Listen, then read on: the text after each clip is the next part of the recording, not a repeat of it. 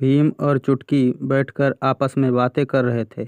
तभी भीम बोला, चुटकी, देखो आज मैंने नदी के पास से ये सुंदर पत्थर पाया है। कितना चमक रहा है ना।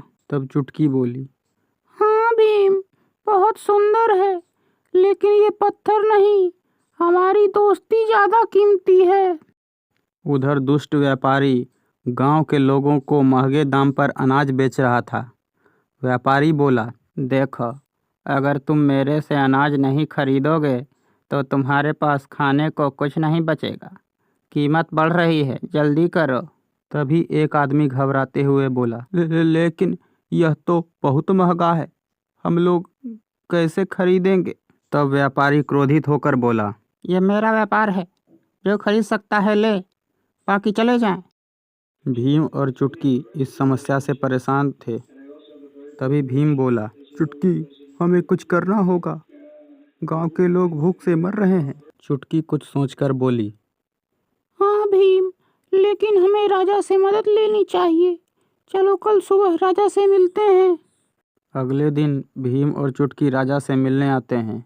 भीम नम्रता से बोला, महाराज, हमारे गांव में एक व्यापारी है जो हमसे अनाज के बहुत ज़्यादा पैसे मांग रहा है और गांव के लोग भूख से तड़प रहे हैं। राजा सोचते हुए बोले, यह तो गंभीर समस्या है।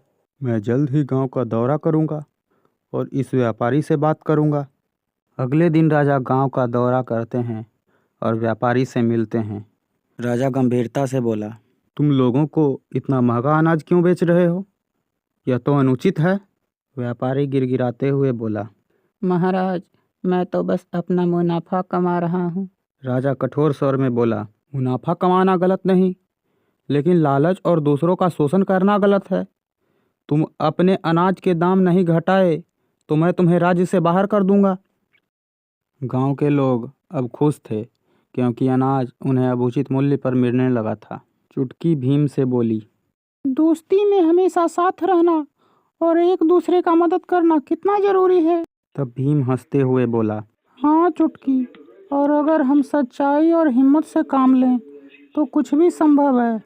उधर राजा भी गांव वालों की खुशी देखकर बहुत खुश थे और बोले, यह देखकर खुशी हो रही है कि अब गांव में सब खुशहाल हैं।